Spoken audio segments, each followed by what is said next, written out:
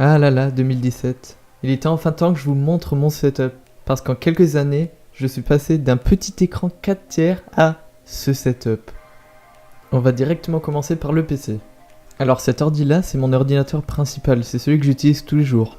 La carte mère, c'est une gigabit LMT USB 3 avec un processeur FX 8350. 8 Go de RAM en DDR3 de chez Kingston, SSD Samsung 850 Pro de 256 Go, un disque dur de aussi 256 Go, alimentation VS 450 watts de chez Corsair et une carte graphique Asus R7 250.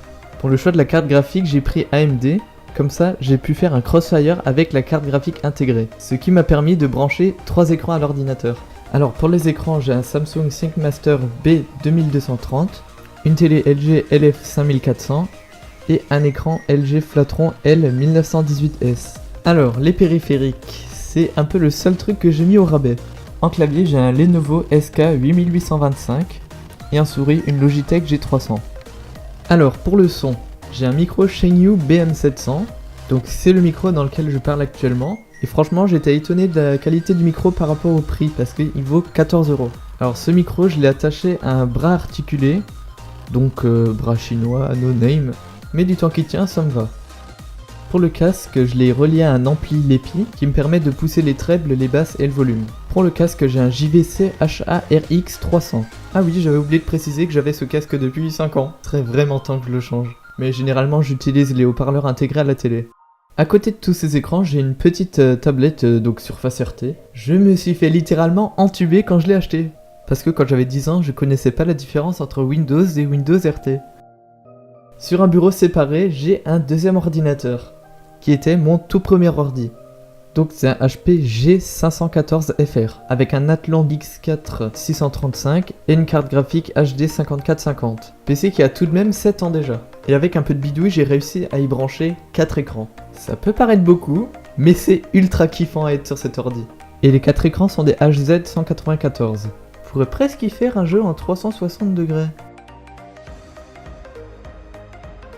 Pour relier ces deux ordi à internet, j'utilise un switch internet, donc un switch avec 8 ports, avec une entrée internet et avec 7 autres ports que j'utilise comme sortie. En parlant d'internet, ce setup ne serait rien sans sa connexion.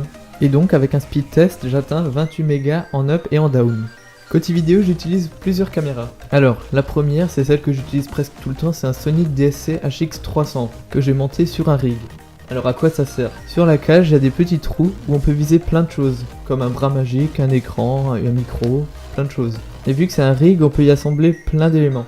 Comme par exemple la cage en elle-même, la caméra, une matbox, une batterie, plein de choses. C'est vraiment ça l'avantage d'avoir un rig. En deuxième caméra, donc caméra secondaire, j'ai un Canon HFR 306 avec une carte SD de 16 Go. Mais malheureusement, il y a quelques jours, elle vient de me lâcher, donc elle démarre plus du tout, faudrait que je la démonte et voir ce qui se passe. Ce que j'adore sur cette caméra, c'est qu'on peut changer les batteries très simplement. Il suffit de débloquer la batterie, de la sortir et en clipser une nouvelle. Ah oui, par rapport à ça, toujours avoir plusieurs batteries. J'en ai 3 pour la Sony et 2 pour la Canon. Et actuellement, je filme ces plans avec une GoPro Hero 3 Plus, avec une micro SD de 32 Go. Et pareil, avec celle-là, j'ai 5 batteries. Côté accessoires caméra, j'ai mis le strict minimum dans une petite mallette comme ça. Et ce qui est génial avec cette mallette, c'est qu'on peut y glisser les batteries. Oui, c'est pas censé être fait pour ça, mais c'est pratique quand même.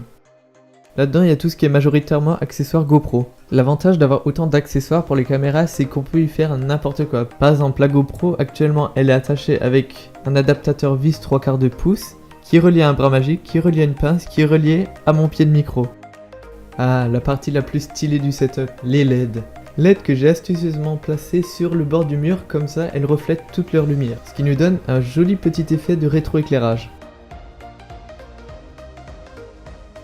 C'est la fin de la vidéo, n'hésitez pas à me dire ce que vous avez pensé dans les commentaires, à like et à vous abonner. Allez, tchou!